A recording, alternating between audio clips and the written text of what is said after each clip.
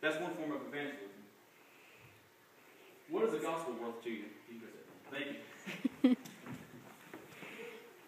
Next slide, please. You know, Jesus told us to be witnesses to him in Acts chapter 1, 18. This is 1, 8. Sorry, 1, 8. Acts 1, 8. He gave us one last commission. He said to be witnesses to him in all of Jerusalem, Judea, Samaria, and uttermost parts of the world. What does the word witness mean? We get it from the Greek word marta, which is where we get martyrs.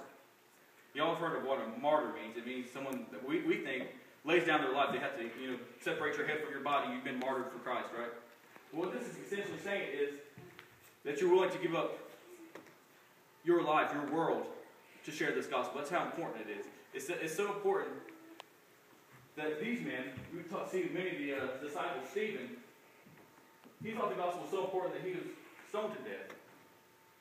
See, James, he was beheaded. Philip was tortured and crucified. Matthew was killed by the sword. James, Jesus' brother, is gruesome. He had his brains bashed out, stoned. Matthias, the one that plays Judas Iscariot, he was stoned and beheaded. Andrew was crucified. Mark was dragged to pieces before a false god.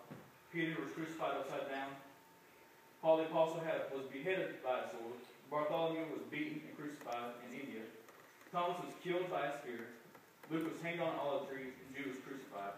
These guys really understood what it meant to be witnesses, to put their whole being, their whole self into the gospel. This is how important they felt it was. That they wanted to lay down their life. Now I'm telling you to go out there and say, I'm ready to die for Christ. Yes, you should be ready to die all the time, but I'm not telling you to go out there and seek to be martyred, seek to get shot or beheaded or anything like that. I want to show you what these guys thought. It was so important that they were willing to lay down their life. And Brother Daniel, he's got a story to tell you. These are all happened in 50 AD, after Jesus ascended into heaven. But he's got a story that was a little bit more recent history. And this is what the gospel is worth to him. As far as like a martyr goes, or a martyr, I got a story of a guy that I heard a couple weeks ago that really kind of inspired me to know how far I'm willing to go for the gospel. And it's a guy named John Harper. He was a preacher in Scotland, and he had boarded the Titanic to come to America to take over to preach in a church in Chicago. And on the Titanic, of course, they hit an iceberg. And as the ship began to sink, he was with his niece and his daughter, and he loaded them in the lifeboats. And at that moment, once he loaded them in, he knew his job. He knew in his heart that there were people on this boat that were lost and needed to be saved. And he knew that without Jesus Christ and salvation, there was no hope.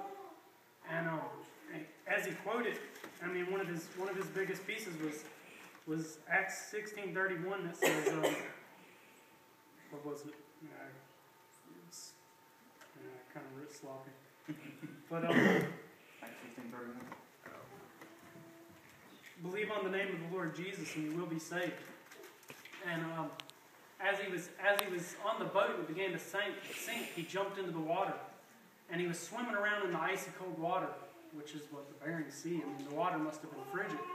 And he had to have felt it on him. And it must have been painful to be in that water, but he kept trying to witness to people and ask them if they knew the Lord. And he approached one man who was clinging to a piece of wood. And he asked him, he said, "Sir, do you know the Lord?" And he just kind of brushed him off. He said, "No, I don't want to hear that," basically. And as he was sitting there, he took his life jacket off and gave it to the guy. He's like, "Well, you're going to need my life jacket then if you don't know the Lord." And he swam away. And he swam back pretty soon later to the same guy who was still clinging to the piece of wood. And he was like, "Sir, do you know the Lord?" And he led him to the Lord and salvation right there in the water. And at that moment, the guy, the preacher, he sunk in the water. And he was gone. And a few minutes later, the guy that was hanging on the debris, a lifeboat came by and picked him up. Like 6 years later at a meeting, out of the 1,500 people that were in the water that night, only 6 survived. One of the guys was the guy that was hanging on the piece of wood that gave his life to the Lord.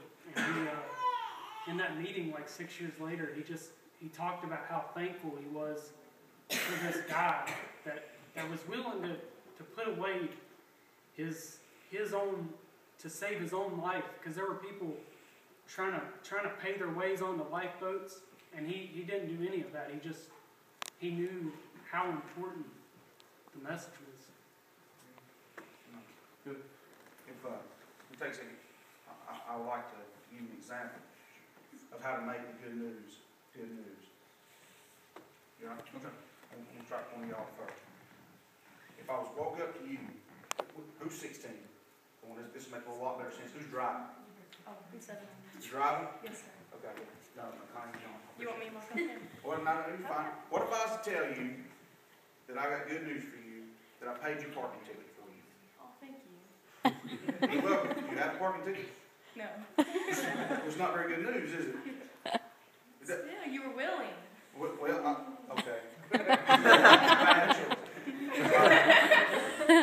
She always finds a loophole, dude. Is that what it is? Always on the She's side. the one that wrong. You picked the wrong one to deal with. Oh, wait a minute. What are we doing? I missed it. Sorry. He's paying my parking ticket. To But tell I don't someone have. that you paid a fine for them, that they don't have, they may thank you. And that's the first time I've ever heard somebody thank me for something that I haven't done for them.